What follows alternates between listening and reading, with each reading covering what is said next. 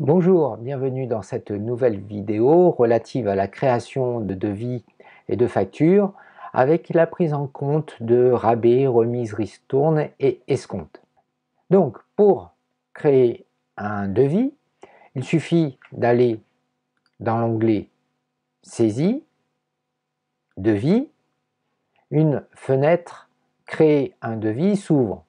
Ce qui concerne la référence, par exemple, on peut indiquer la référence du client. Ici, on va indiquer la référence 05.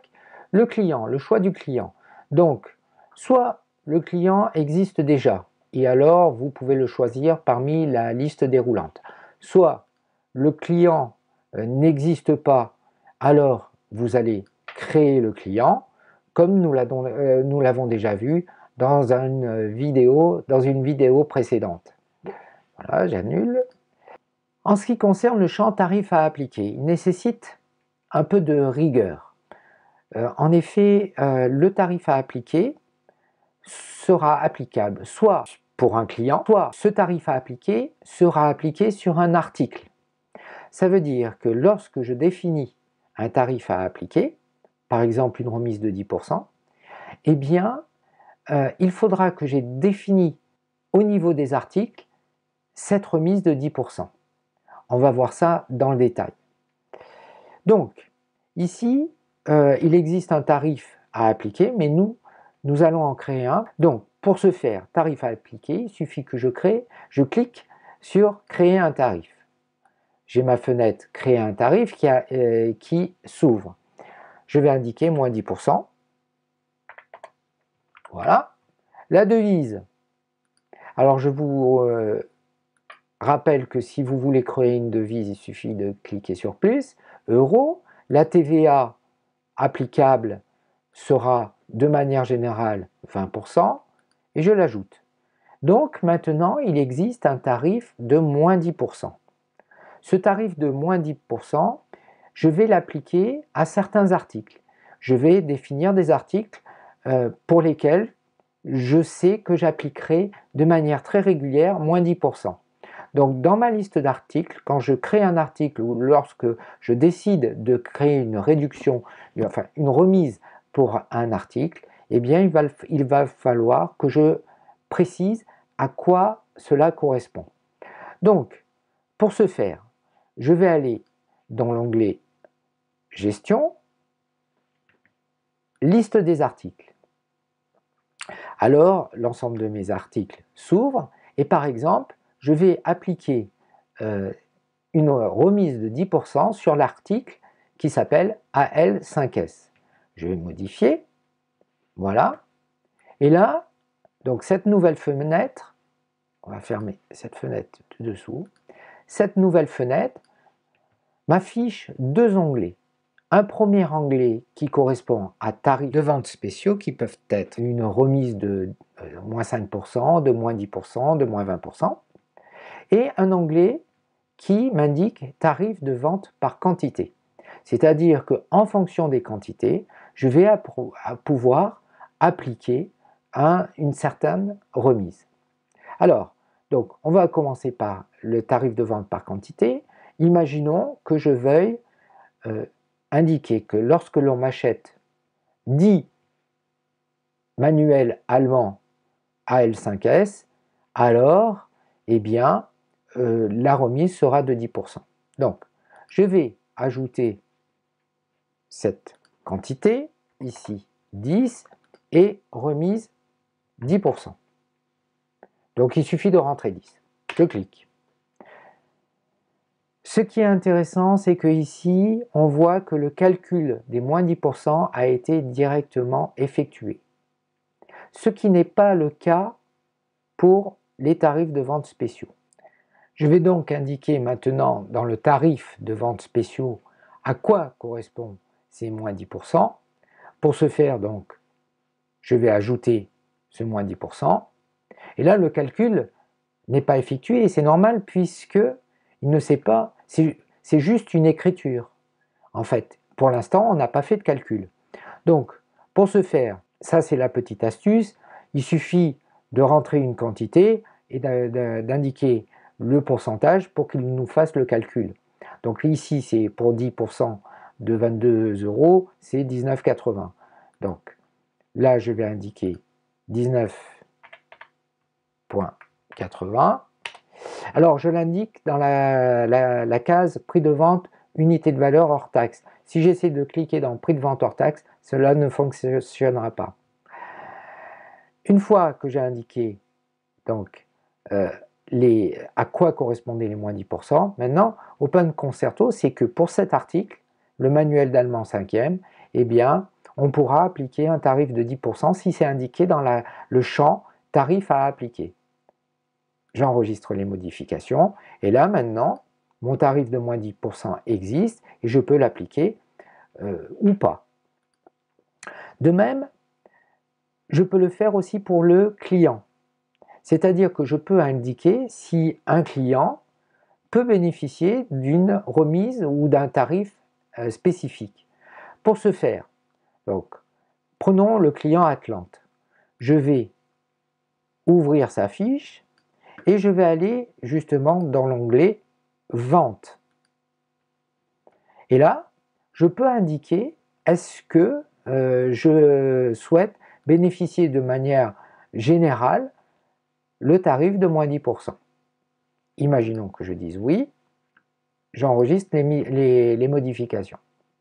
Voilà, donc je sais que Atlante, maintenant, peut bénéficier de moins 10%. D'ailleurs, si j'efface son nom et que je le resélectionne, eh bien une fenêtre s'ouvre et me demande est-ce que je veux appliquer les tarifs associés au client. Pour illustrer les différents tarifs applicables, pour le moment je vais dire non. Justement, je vais illustrer les différentes possibilités avec l'article manuel allemand. Donc, j'ajoute une ligne. Là, justement, je ne veux pas bénéficier des moins 10%. Donc, pour ne pas bénéficier des moins 10%, il est important d'avoir un champ qui est vide. Donc, j'ajoute une ligne, je prends mon manuel d'allemand, voilà, il est bien à 22 euros hors taxe. Je vais laisser la fiche de ce manuel ouverte. Maintenant, je veux appliquer la remise de 10%. Donc, j'indique à Open Concerto d'appliquer la remise de 10%. Une fenêtre s'ouvre et me demande est-ce que je veux appliquer les tarifs associés au client sur les lignes déjà présentes. Non, je ne veux pas appliquer les 10% sur cette ligne-là. J'ajoute une ligne, je mets mon manuel d'allemand et je vérifie bien que nos 10% ont été appliqués. Je vais faire maintenant la même chose avec la remise sur des quantités. Donc pour cela, j'ajoute une ligne. Je reprends toujours le même manuel. Voilà. On voit bien que le prix hors taxe est de 22 euros. J'affiche ma quantité de 10 et normalement, je devrais bénéficier de la tarification remisée de 10%, c'est-à-dire donc 10 fois 19,80, ça me fait 198 euros. Voilà. Et effectivement, j'ai bien mes 198 euros. Nous allons maintenant illustrer la dernière possibilité d'effectuer une remise au travers de la case remise qui apparaît dans le champ principal. Il faut bien faire attention d'effacer le tarif à appliquer. Appliquer les tarifs associés au client sur les lignes déjà présentes, non. Et là, voilà, maintenant, je vais pouvoir créer ma remise qui aura un effet directement sur la ligne. Donc, ajouter une ligne, mon manuel d'allemand. On voit qu'au départ, j'ai 22%. Et là, je vais lui indiquer une remise de 10%. Alors, il faut faire attention, il faut indiquer le pourcentage, c'est 10%. Sinon, si vous n'indiquez pas 10%, vous voyez, donc là, ça a été pris, 19,80 €. Si vous indiquez juste 10, alors Open Concerto comprend que c'est 10 euros. Donc c'est quand même pas la même chose. Donc on va indiquer 10%. Voilà, notre devis est pratiquement terminé. Je peux éventuellement indiquer des frais de port et, ou des informations complémentaires. Voilà, il ne me reste plus qu'à enregistrer les modifications, les visualiser et mon devis est rempli. Maintenant, on doit l'envoyer et nous allons attendre la réponse de notre client potentiel. Cette possibilité, ces différents états sont indiqués clairement dans le devis. En fait, lorsque je vais dans mon devis, alors liste des devis, lorsque je vais dans mon devis, voilà, j'ai une fenêtre état qui me dit l'état dans lequel se trouve ce devis. Là, il est en attente. Tout à l'heure, il était en cours de rédaction. Lorsque je vais recevoir la réponse de mon client, je vais le passer en accepté. Voilà, je vais enregistrer les modifications. Maintenant, ce devis, ça c'était l'ancien, ce devis est accepté. Alors, lorsque un devis est accepté, dans ma liste des devis, alors je vous rappelle, hein, pour la liste des devis, vous allez dans Gestion, liste des devis, vous avez aussi différents onglets. Donc, vous avez tous les devis en attente, refusés, acceptés, et notamment notre devis numéro 73.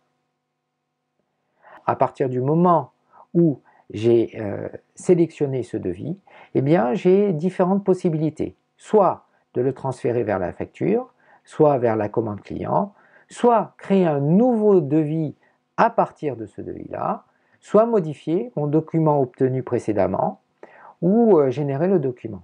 Ce que nous allons faire, c'est que nous allons transférer le devis vers la facture puisque ce devis a été accepté par le client. Donc, il me suffit de cliquer sur transfert vers facture pour que le devis se transforme en facture. C'est aussi simple que cela.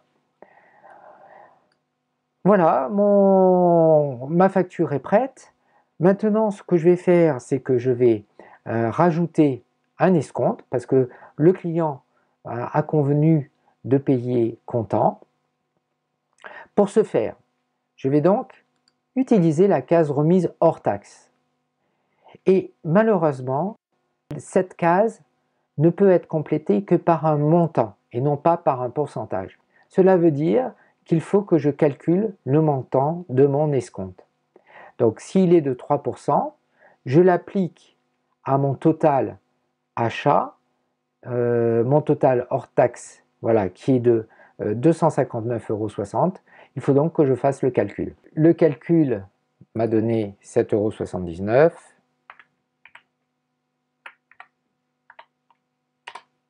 Maintenant, je peux appliquer les frais de port, puisque là c'était un escompte, je vais appliquer les frais de port après l'escompte, voilà, 15 € par exemple. Et maintenant, ma facture est totalement complétée. Si je connais la banque de mon client, je peux l'indiquer. Il me suffit ensuite de l'imprimer et de l'envoyer. Alors, ici apparaît une fenêtre m'indiquant que j'ai atteint mon stock minimum. Nous verrons cela dans une autre vidéo.